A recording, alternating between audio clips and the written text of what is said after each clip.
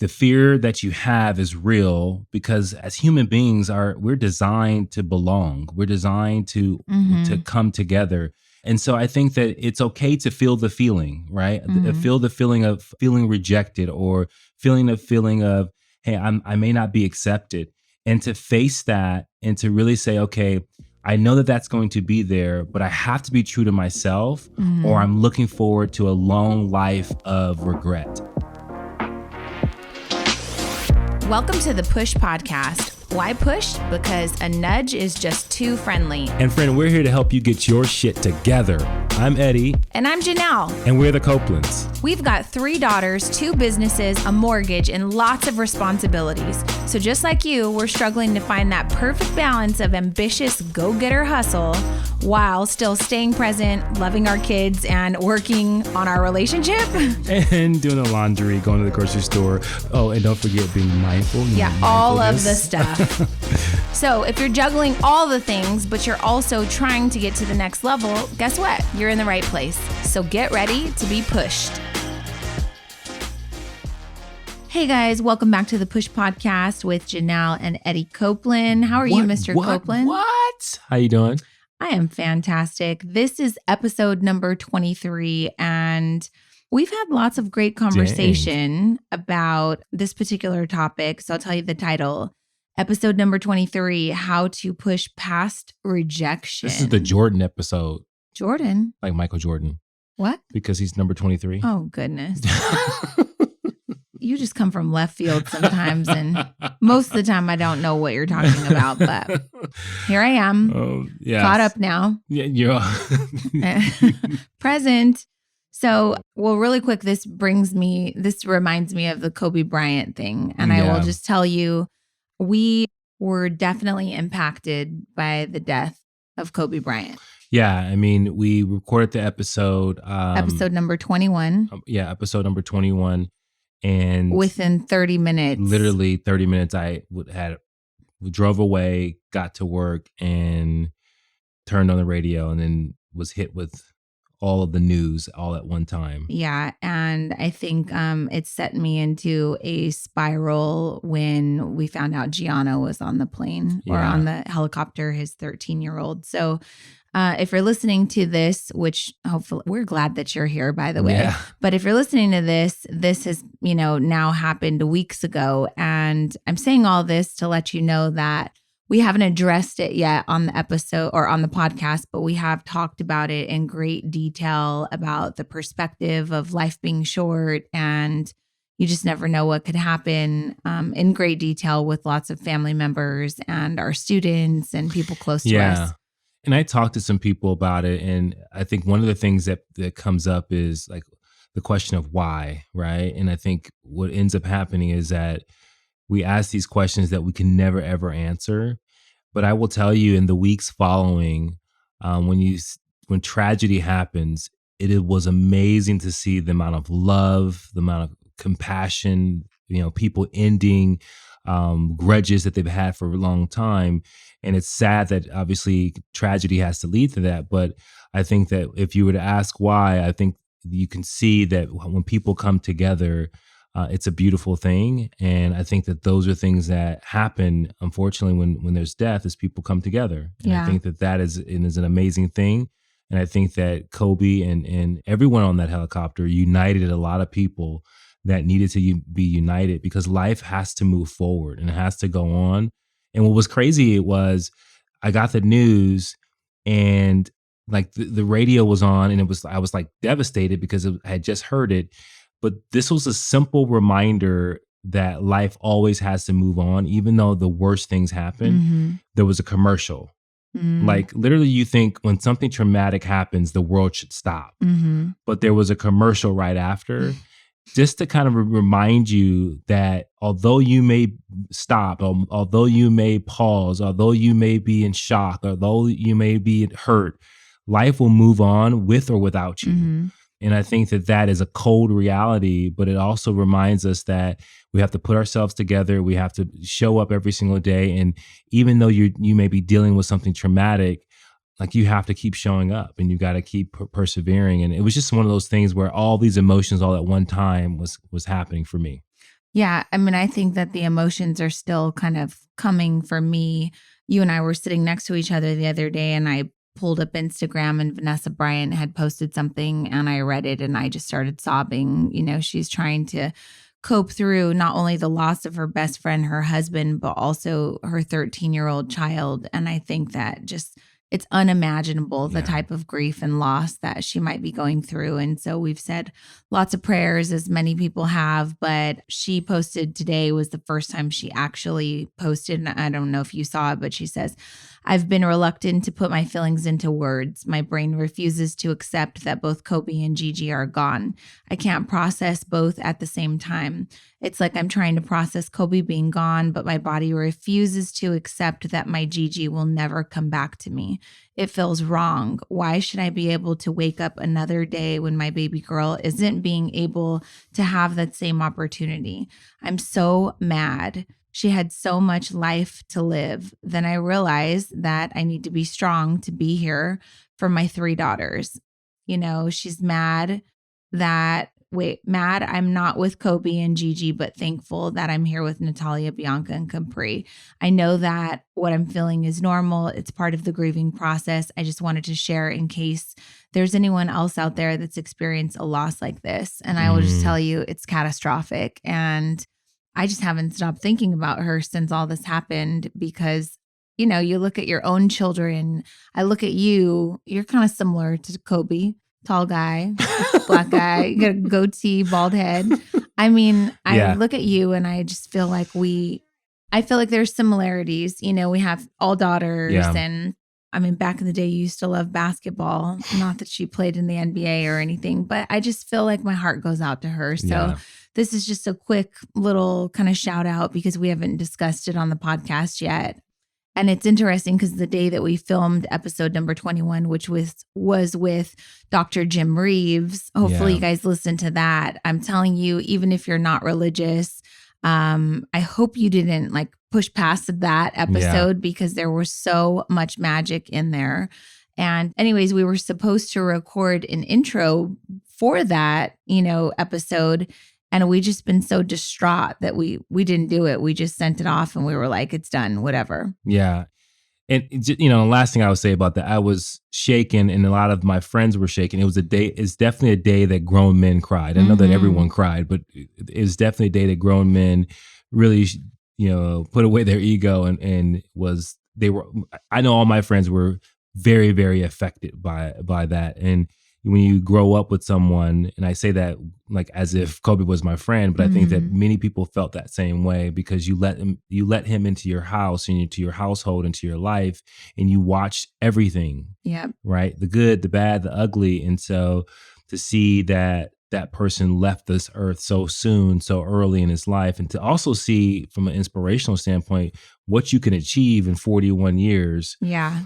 We need to get our lives right. Yeah, and it was definitely, I think when people got past the mourning, and I'm not saying people are past that, but as people went through the emotions, I think there was an inspiration of saying, wow, I need to make the most out of my life because you just never know when you're going to leave this earth.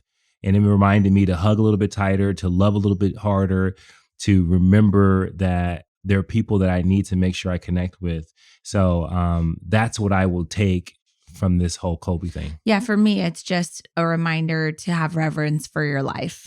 Just every day, it's not promised to you. And if you woke up today blessed and you woke up trying to bring in the problems from yesterday and all of the issues and the resentment and the people that pissed you off, you might want to let that go because, today may be your last day. And I hope that's not the case, but that's definitely a reality check for me. So moving on. Yeah. And so now to kind of lighten things up a little bit, this is our special What in the World segment, right? Oh, is it? You have a What in the World? Yeah. Remember I told you about the What in the World? So I had a What in the World situation where someone called me a liar. Oh, okay. Yeah. And so when you are talking to a stranger and you're talking to a stranger about something and you're trying to help them with something, and I'm helping this person. This is at work, This is at work. And I'm trying to describe, I'm trying to provide some information. And that person turns to you and says, no, you're lying. What do you say? Actually, I'm not lying. I don't know. I don't know that I've been called a liar very often. So for everyone listening, if you've ever been called a liar by a complete stranger, it can cut you off guard. Right. But my thought process is, first I thought, what in the world? You don't even know what I'm talking about. And so I asked her, I said, do you even know what I'm talking about? And she says, no. I said, then how do you know I'm lying? And she says, I don't. I said, then take it back. Take it back. I pointed at her and said, take it back. And she said, okay, I take it back. Okay. And I said, first of all, what in the world? Appreciate that. Because you cannot be at work telling somebody, take it back. You called me a name, take it back. Yeah. I think that is the most appropriate. You know, it's a childish thing. It doesn't show a lot of maturity. But I think it's the most appropriate thing to do. I'm like, what are you, 2? You told her to take it back? You told a complete stranger that called you a name to take it back. Take back the name that she called you. And from now on, that's how I'm going to handle any type of name calling that I receive. I'm going to handle it by saying, take it back. Because I think that we get so worked up, we get so upset about all these different things. And what do they say? No, I'm not taking it back. I'm saying, well, you better. Oh my God. You're like 2. So I think it can definitely catch people off guard. And if you effectively get people to start taking things back, then, you know, you can just kind of right the wrong. Right. And so just imagine the last time somebody told you to take it back, I'm pretty sure you complied. I'm pretty sure I was in 2nd grade. Take it back. Yeah, okay. It seemed logical. I mean, now there's no givesy backsies. Yeah. So what if she would have told you that? Nope. No givesy backsies. I'm going to say, well, I'm not going to help you unless you take it back. So that's my what in the world. So if you have someone that calls you a name or accuses you of something and you know they're dead wrong, simply and politely back say, take it back. And when they do, thank them for that, because obviously they've just removed something awful from the universe. This is out of control. I don't know if you get free reign of taking over a segment going forward. And that is our segment of What in the World. Okay, well, back to business. This is episode number 23, and the title of this episode is How to Push Past Rejection, Sir. So one of the reasons why we chose this title is because we feel like currently our students, our business students that are trying to take their businesses to the next level, we are in the current module of sales. And when we get to the selling module, that requires you putting yourself out there sometimes and dealing with rejection. And for some reason, these students when it's your business, it's your product, you put yourself out there, they forget that like you walk into a Nike store and you don't always buy something. Right. You get advertised to all day long and you don't always buy something. People ask you as a consumer for a sale all the time and you don't always partake in the sale, right? Yeah. But when it's you, it's rejection. Right. And it's scary and it's hurtful and it leaves a scar sometimes and it destroys your confidence and lots of other things. Yeah, I read this article that said that the fear of rejection, primarily when it comes to sales, has cost our economy at least $3 trillion a year. Something crazy because of the fact that people have so much fear for sales. So they never ask for the sale.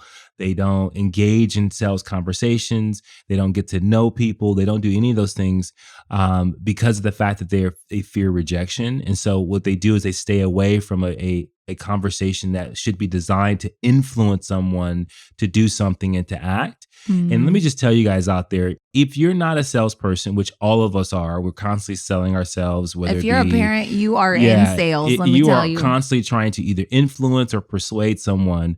The reality is that is a skill that you have to learn. But most things that are good for people have to be influenced and persuaded to do that. Let's just, for example, health and fitness. You got to persuade and you got to convince someone to do healthy things. Yeah, you got to make the gym membership cheap. You got to put the workout clothes on sale. People know they need to work out, but you still got to convince them, right? Right. Getting on a budget, you got to convince people. Yeah. Right. You got to you got all the stuff that's necessary for life. You have to convince people. Yeah. So think about all those things. And so when people tell me, oh, I don't like sales or I don't want to be salesy, I'm like, you do realize like everything in life that's good for people, Mm-hmm. you got to convince them, you got to Mm-hmm. influence them, because people are either scared of it, or they don't have the discipline, they don't have the motivation, and you Isn't got to that help funny? them. Because the stuff Yeah. that's bad for you doesn't require any convincing. No.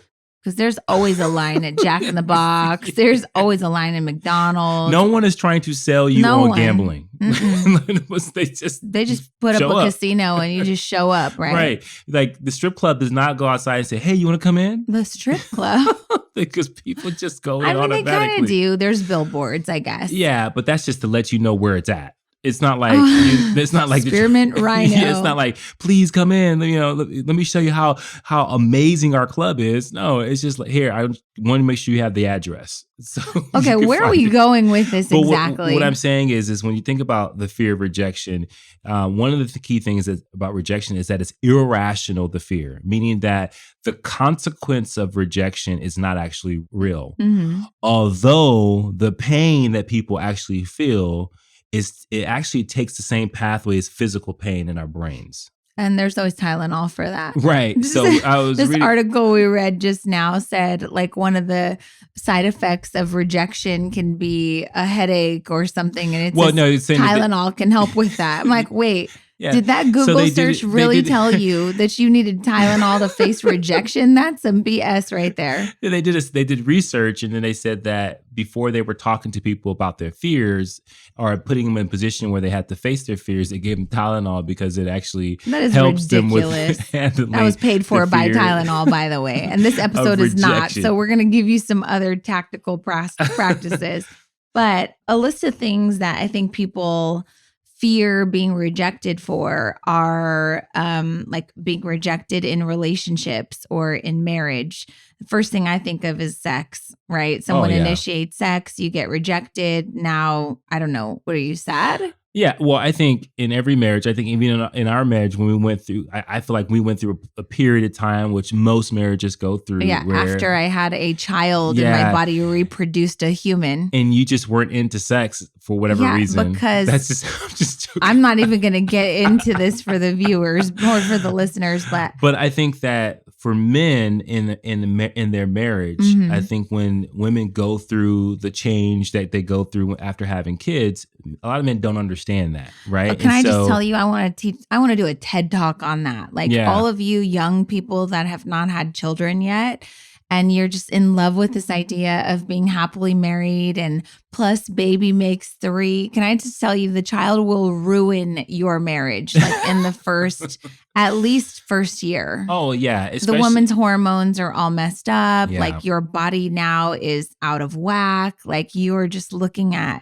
I just remember like looking at my boobs when I was breastfeeding, just like, why the hell is there milk coming out of them? Like, I didn't ask the milk to come out. Like, and you thought that they were for something else. And I was just completely disgusted, like with all of it, like I was disgusted with my own body. I was disgusted with you wanting to touch didn't feel sexy. I was, And so it was like, I totally get the rejection.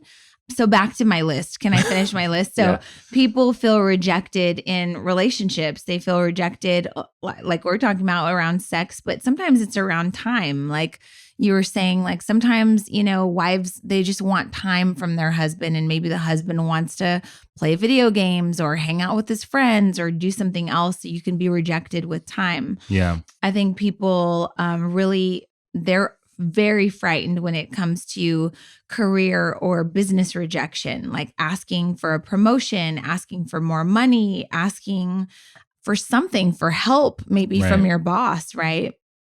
And then I titled it kind of social rejection, like talking to a stranger. Like making new friends. Yeah, making new friends. Networking. What if they don't like me? What if they don't accept me? What if they don't think I'm cool? What if I'm not pretty enough or successful enough? Yeah, and this is what kids go through at school, is that social acceptance. The social acceptance and then the fear of not being accepted and being rejected because maybe you're different or maybe you're a different your skin color. All those different things kind of play a part in those things.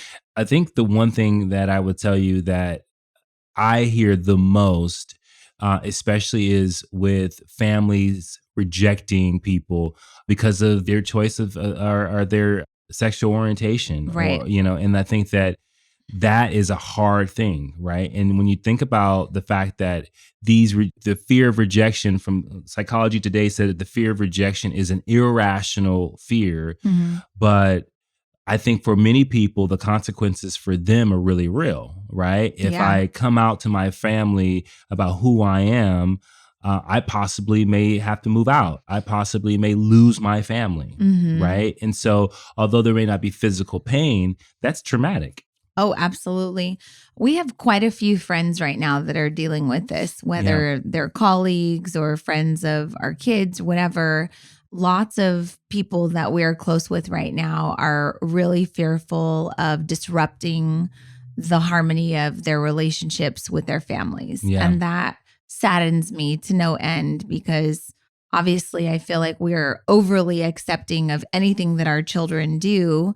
And I realize that not everyone is like that, but it just pains my heart to see someone not be able to be true to who they are, because like the alternative is like, I can be happy and come out to my parents and share my sexuality or my preference of whatever it is that I know they'll disapprove. So rather than being rejected by them or not accepted, then I'll just make myself small and kind of hide behind this. Right. That hurts my heart. Yeah.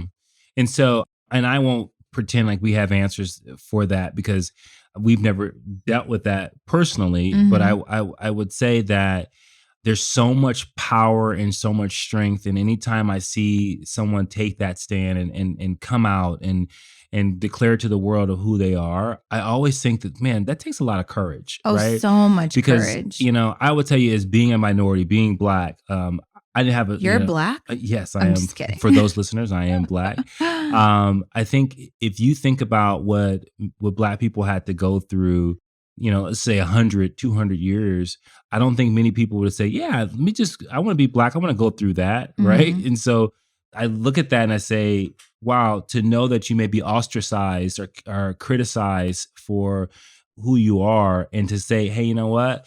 Although I could hide, right? Which Mhm. Black people can't really hide.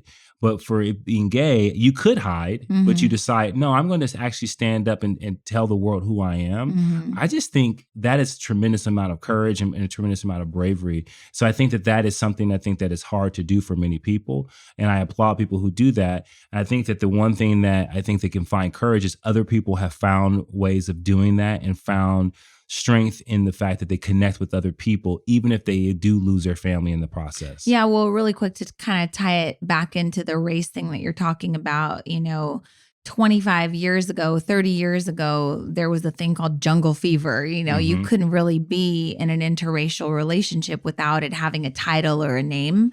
So fast forward 20, 30 years later, it's not a thing. Right. I mean, there are some people that are going to frown upon it, but for the most part, people are mixed all the time now. Do you saying we had jungle fever? I guess we have jungle fever.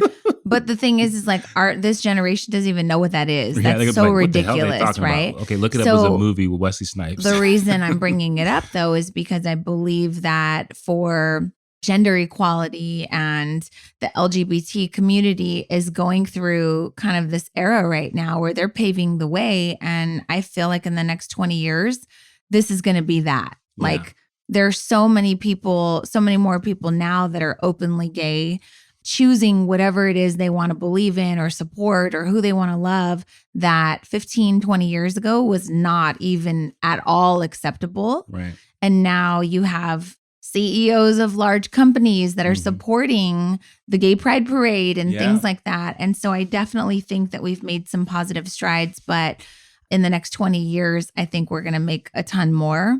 So back to rejection though. Yeah. Right. So the point of this, we were having many conversations about a lot of the friends that we have right now that are facing lots of rejection or potential rejection from their family, lack of acceptance type of thing. What kind of suggestions do we have for them? I think that the most important thing is to realize that that the fear that you have is real, because as human beings we're designed to belong. We're designed to come together. Especially from the people you love the most. Yeah. Though. And so I think that it's okay to feel the feeling, right? Feel the feeling of feeling rejected, or feeling of, hey, I may not be accepted, and to face that and to really say, okay, I know that that's going to be there, but I have to be true to myself, or I'm looking forward to a long life of regret. And I think that the power and the pain of regret is chronic, where rejection may last for a certain amount of time. But if you're going to live with something, I would rather live with rejection than regret. Yeah, because I agree. Just like we talked about when we started this podcast, life is short. Right. And I have a choice. I can say, hey, you know what? I've decided to live the life I want to live in the way I want to live it. And then, yes, I'm going to have to deal with the rejection in certain aspects of my life, but I'm sure that I can build a community around myself that helps me feel like I belong. Right. And I think that is something that's super important. But the first thing is you do just have to accept that you are going to be rejected. And I think that this is not just for people who are dealing with their sexuality. I think this is for anything that you want to do in this world. If you want to stand for anything, you have to understand you are also going to repel some people as well. Yeah. And I think, though, that if you don't stand up and face the rejection, the effects, like the side effects of kind of staying where you're at and just accepting like your reality is going to be more painful than accepting whatever consequences may come with the rejection. So for example, like let's say you're in a job and you really want to ask for a raise or a promotion, or you want to put yourself out there, you're fearful of rejection, right? It's going to make you, it won't make you feel better to not put yourself out there and face the rejection. Right. It'll just make you kind of resentful that nothing's happening. Yeah. Resentful that there's not a change, resentful that you don't get the money. And then you'll just be living in the what if, or worse, the disappointment of not standing up for yourself. So I think the effects of not taking action or facing the rejection could be far greater, right? You wind up not speaking up for yourself. You're making yourself small. You're hiding behind this business and this magical product that the world won't know about because you refuse to put yourself out there in fear of getting rejected. You're not approaching the boss like you should, or approaching the spouse because you want to have sex or whatever it is. You're living this life that's not really real. And you'll never know. Right. Right. And I think that like we talked about before, where there's nothing more clear than failure. Right. Right. There's nothing more clear than a rejection. Right. And so if you can understand that pain will be there, you're going to have to feel the pain and do it anyway. But once you do it, at least you know. Yeah, at least you know where you stand. At least you know how you measure up. Right. At least you know that your product that you came out with, it worked or it didn't work, or people are interested in what you do. Whatever it is, like you are very clear when you know that you faced rejection and you came out the other side. And I feel like the initial rejection might hurt. Maybe you can kind of slightly prepare yourself. I do fear casting. Like, what's the worst thing that could happen? Right. So, whatever it is that you're fearful of rejection in this case, what's the worst that could actually happen? Because I'll tell you what, you're not going to die. I'll just tell you that right now. You won't die. Right. You won't die from rejection. You can die from a lot of other things, but you definitely won't die from being rejected. So I think that's a big part of like understanding that when people say it's an irrational fear, it's a fear that you feel that it feels like it's real, but the reality is that it's not. Yep. It's your imagination. And when you suffer more in your imagination than in reality, that is a true quote, as a true statement. Because if you allow your imagination to create the rejection before the rejection actually happens, then you are allowing yourself to actually induce physical pain before pain is actually happening, before you actually are going through anything for real. So, and that's a crazy thing in itself. Yeah. Well, one of my notes for like how to overcome rejection, like a couple of habits that have helped me. First one, you won't die. That's just number Number one. one. Yeah. Number two, you got to be okay being you. Like you've got to know that whatever it is that you're fearful of potentially facing a rejection for, that's calling you. Right. And that's who you really are. That's what you really want. That's a desire that you have. It's a product you want to put out there. It's a raise that you want. It's the girlfriend that maybe you want to marry and you're fearful she doesn't want to be with you, or the girl you want to approach, or whatever it is. Like it's you. Like you got to be okay being you. And being anything else other than you is going to make you completely miserable. Yeah, and I think that when you're not you, you're constantly seeking acceptance, meaning that you're altering yourself to fit in. Yep. You're probably compromising your values and your integrity so that you are accepted. You are constantly killing parts of yourself so that people will accept parts of you. So I'm telling you right now, if you're telling me if I face rejection, I won't die, but I will have to kill myself, a part of my well-being, if I make myself small and don't face my fears. 100%. So basically, you will die if you don't face rejection. Well, yeah, because the thing is that when you don't face rejection and you're fearful of it, you are self-sabotaging yourself, right? You're literally saying, You're I don't want... self-sabotaging your happiness. Right. Oh, Yeah. well, that you stop the podcast right there. I know. So you may as well put it all out on the line, face the rejection, rather than like faking the funk and being someone that you're not even happy with, or you don't even recognize, or you're not fulfilled with. Right. So yeah. And the thing that the funny thing is, I said this to someone the other day. Someone was just reminded me this today.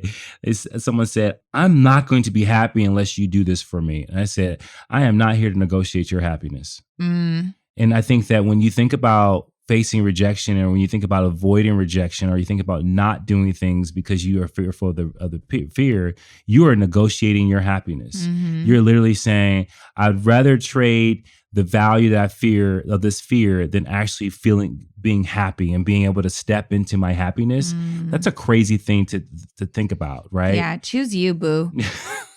Yeah, choose you.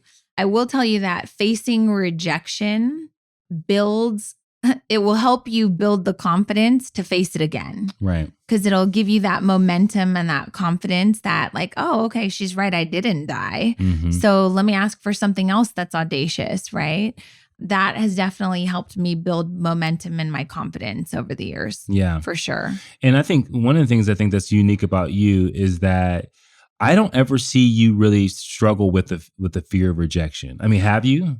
I've been rejected more times than I can count, but I don't think I care, to be honest. Like I feel like I'm not going to be authentic to myself if I don't show up as the person that I'm supposed to be. Where did that come from for you? I think I was rejected. So for example, we were talking about like, well, when was the last time you were rejected? I can tell you in just like the last 10 years, when we didn't have enough money for me to start my business, I had to ask friends and family. Like I had to sell them on the dream of what I was trying to do, to ask for, I was trying to raise capital to start my business. And you know how difficult that is to like call up a friend and I'm not asking for $5. Right. I'm asking for you to invest in this dream based on my potential and my capabilities. And there's a really good chance you're going to say no. And I will tell you, out of maybe the 100 people I talked to, maybe 3 people were able to help me. But I'll tell you what, I got better with my pitch. Yeah. I got better at positioning what it was that I was telling people I was going to do. And I think that I said it so many times that ultimately I wound up believing it. Yeah. Like I was telling people, oh, we're going to be successful. Like it's going to be, a recognized, established business in the community. You're going to miss out on this opportunity to see something really amazing happen. You should want to support this because people are raving about this, right? Like I was selling it and I didn't even know that the repetition was giving me more confidence. And then when I went into the bakery and actually made it happen, when I was selling my baked goods, it was like already kind of a part of me now because I just needed you to buy some stuff because Yeah. I had already sold myself to get here.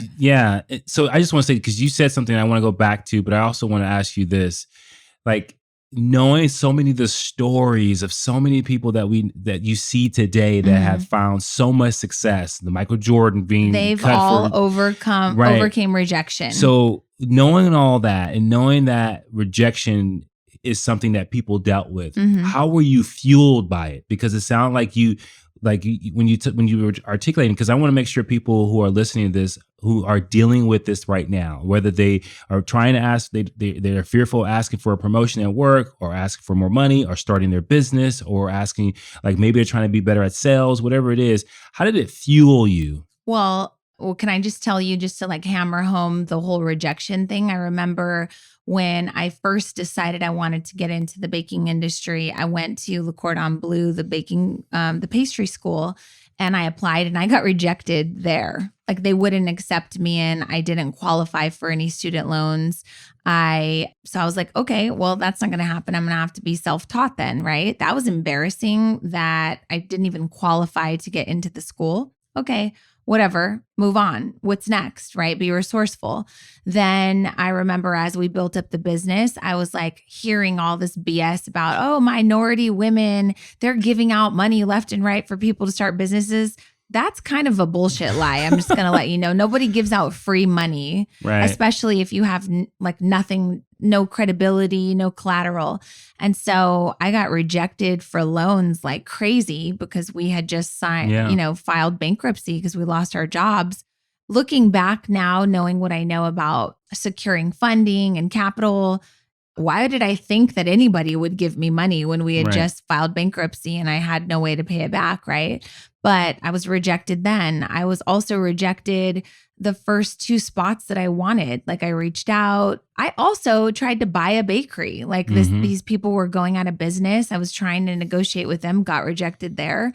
So, I mean, there were places where I was like learning about zoning and they were like, no, you can't put this business here. Got rejected there. I mean, the list goes on and on. Yeah, but what kept you like going? What fueled you?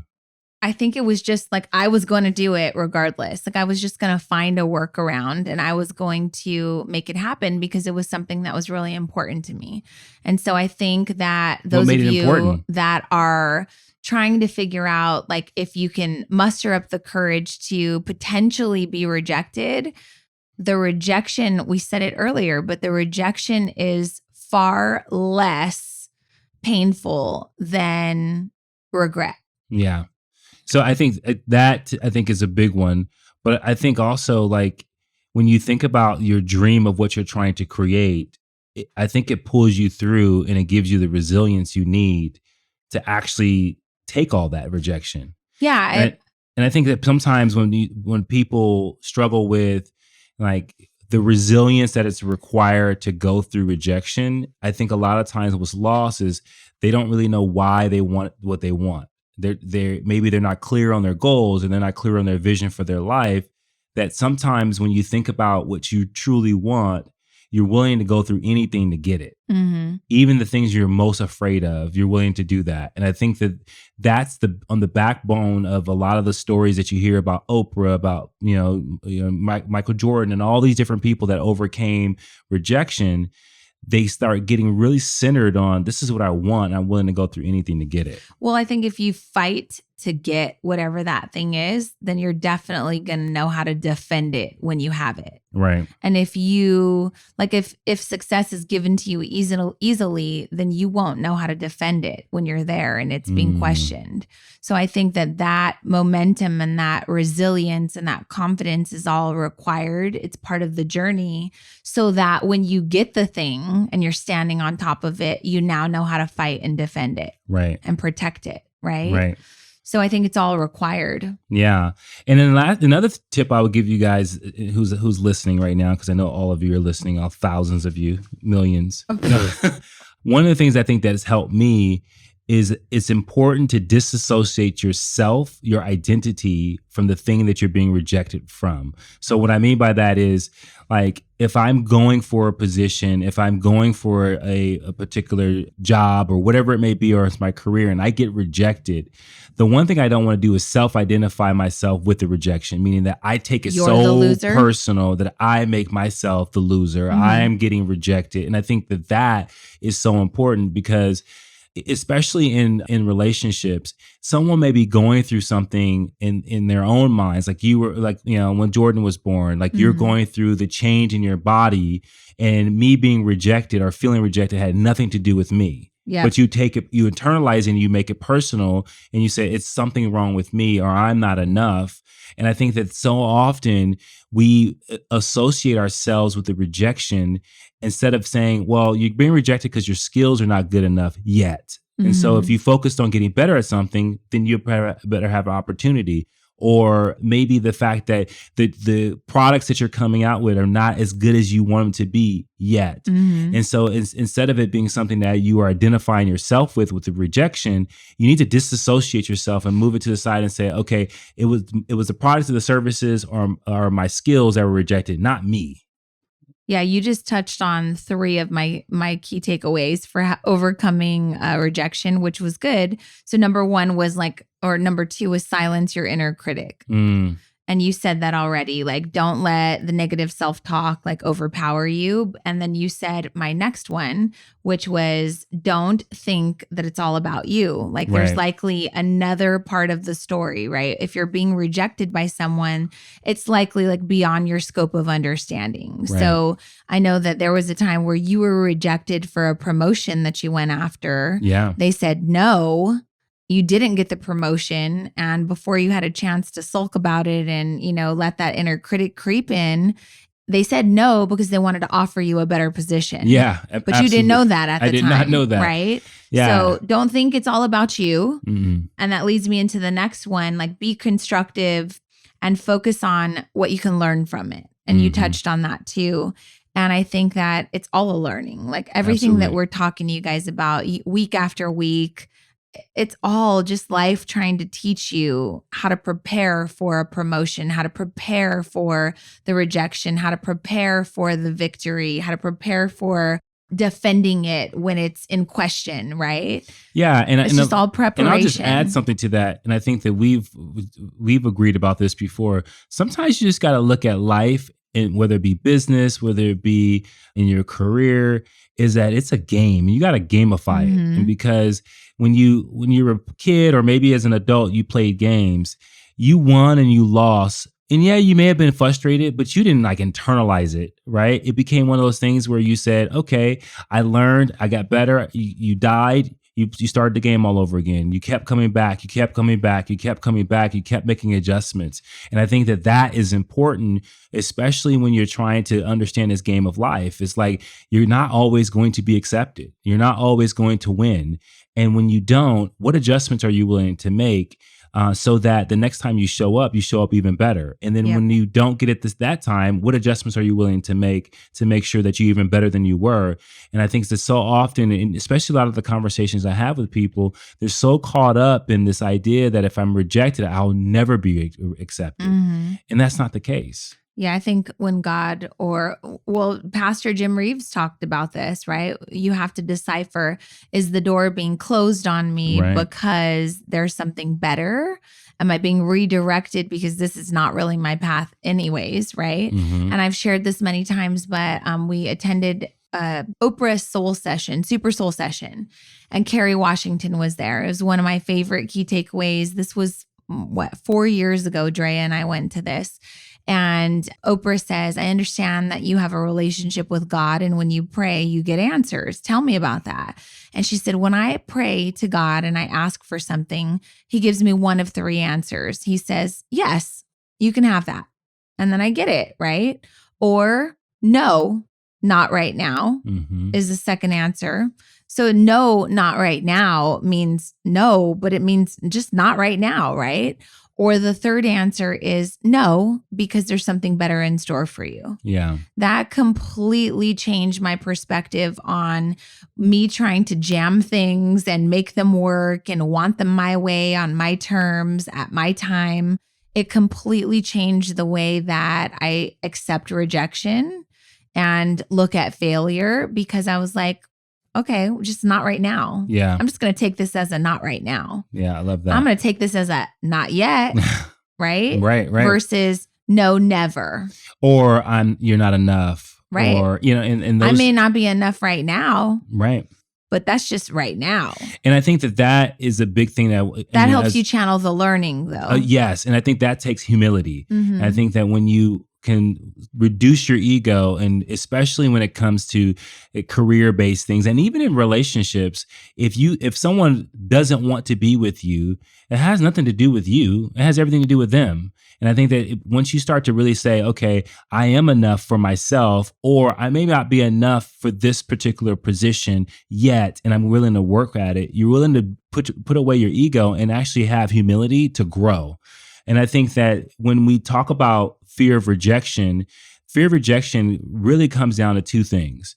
Whether you fear that you won't be loved, or you fear that you're not enough. And if you can really get a center of understanding of that, you have to love yourself, and you have to know that you may not be enough right now for certain things, that you're willing to grow. That'll strengthen your self-esteem right there. Yeah, 100%. Yeah, I love that.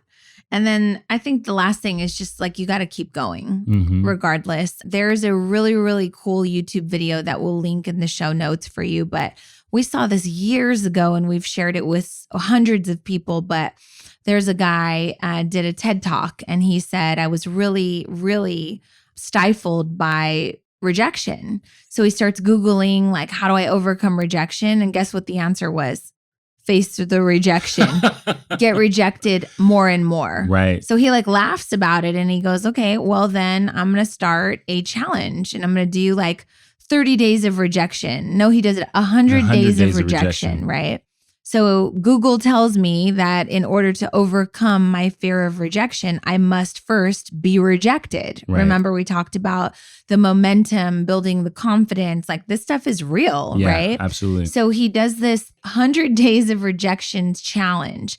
First day, he goes to a coworker at lunch, and he runs up to him. He goes, I'm going to ask him for $100. I'm going to ask him to borrow some money.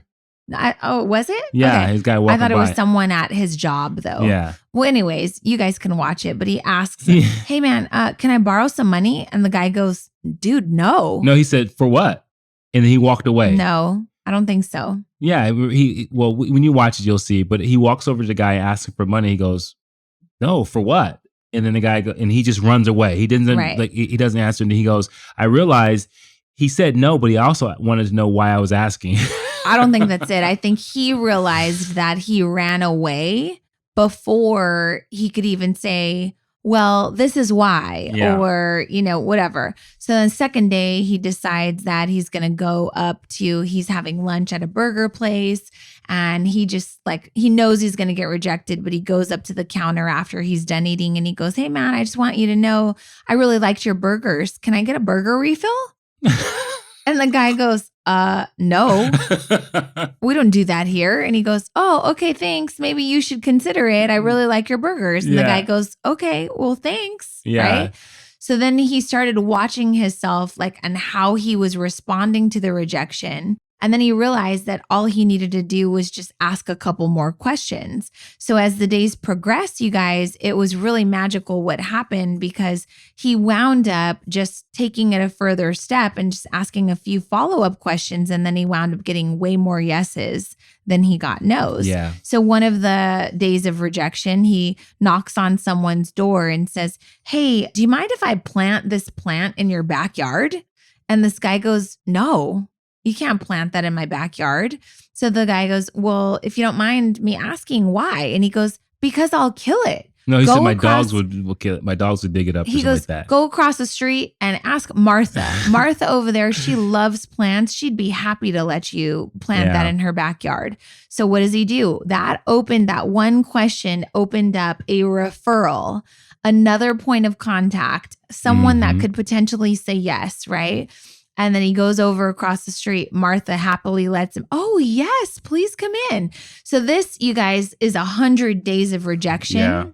And clearly, like what we're telling you, he built up the confidence, he built up the resilience, and then he just learned so much about the fact that he was so just afraid in the beginning that he wasn't even able to ask the right questions to get the yes. And I think that through that process, and I hope you guys caught that, when you do that, you get so much evidence that shows and tells you that the rejection that you fear is not that bad at all. Right. And that you won't die, that if you face it, that you may even learn some things about it.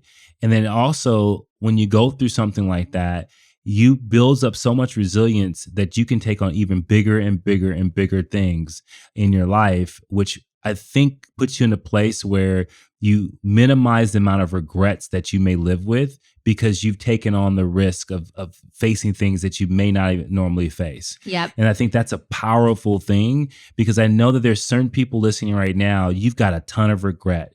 You wish you shoulda, coulda, woulda, because of the fact, but you didn't because you feared the rejection. You feared the unknown. You feared things that weren't even real fears to fear in the first place. So the key is to say, okay, I understand that I'm afraid of this, but I'm willing to try and face it anyway to see what happens. Yep. Do it scared. Yeah, do it scared and do it curious. I wonder what happens if I ask for this, right? I wonder what they may say and take it lightly. And like, don't internalize it, but really understand that, hey, you know what? Rejection is part of life. It's just part of the learning curve. It's Absolutely. part of learning, period. So I hope that this was helpful for you. Again, I want to kind of run through some of the tips that I had that have helped me overcome rejection. Number one, you're not going to die, period. Our students quote me all the time and they're like, just do it because Janelle's just going to tell you that you're not going to die, right? Number two, be okay being you because being anything else will make you miserable. And you'll live Number with regret. three, silence your inner critic. That one will tear you up because your inner critic is louder than any of your haters sometimes. That was number three. Number four, don't think it's all about you. There's likely a bigger reason beyond your scope of understanding. Next one, be constructive and focus on what you can learn from the situation. And really quick, for the part where it said it's not about you, be okay with just saying, I don't really know why. I don't know why I was rejected, but I'm going to work on this thing. But I'll get better. And I'll get better. Yeah, 100%. It was a just not yet. Right. It wasn't a no. It wasn't like a hard no. It was just like a not yet. Right. That's just what I think you should just all take the all time. of your rejection. If you put yet behind things, it's so powerful. Yeah. Like, I don't know. There's just like times I'm thinking about when I was building the business in the beginning, and there were times that I would like go into a building, let's say, talk to a building inspector or the health inspector and be like, hey, is it okay if we do this? And the answer was no. I wouldn't walk out with my tail between my legs. I'd just walk out and be like, he means not yet. Like, he means not yet, but he's going to eventually cave. Yeah. Why? Because I think I'm real persistent. Yeah. And I think that we have done so many things that require rejections that even doing this was tough, this episode, because we couldn't remember the rejections. Like, you quickly forget. Right. Right. And so it was through kind of the stream of consciousness of talking about it where you start to go, oh, yeah, I was rejected for that. Yeah. I was rejected for that. But I'll tell you, I'm rejected all the time, though. It's just I don't make meaning of it. Right. Like, you get rejected all of the time, too, right? All the time. I just don't give it any meaning. It has no weight on me. Like, if I was like, hey, I want to be a New York Times bestselling author, and I'm going to take this book and I'm going to go shop it to a bunch of publishing, publishers or something, and they said no, I would take it as they mean not yet. Yeah. And I would get better as a writer, and I would get better, and I would learn more about the book industry. Whatever it was that I wanted to do, I'm not going to get a yes probably out of the gate. Right. But I also know that if I take it as a learning and take it as a not yet and keep practicing, eventually that rejection turns into an absolutely, we would love to have you. Yeah. So rejection turns into acceptance when I think you persist. 100%. So I hope this was helpful for you guys. Did you want to say something else? I'll just say the last thing. It's just, if you know what you want in your life, like the big vision that you want for your life, if you know that, whether it's, I want to start this amazing business, I want to have this amazing relationship, I want to have this amazing career, and you know that that's what you want, keep that in the back. Let that pull you through the rejections, because you've got to have a bigger reason that's greater than the fear. You've got to have something that you really want more than you're willing to allow yourself to be in fear. Yep, agree. So push through the rejection, you guys. We're here cheering you on, hugging you, loving you along the way, but you can do this. We believe in you. Keep us posted. Leave us a review. Let us know if this was helpful for you. And we look forward to people telling you no. Yeah. Not yet. Not yet. Push through. Thank you for listening to the Push Podcast. Hey, we want to hear from you. So if you have a question or there's a particular topic that you want us to tackle and you want us to help you push through, you got to do something for us. You got to go to Apple Podcasts and you got to leave a rating and a review. And in that review, go ahead and leave that question with your Instagram handle so that we can shout you out when we actually answer the question.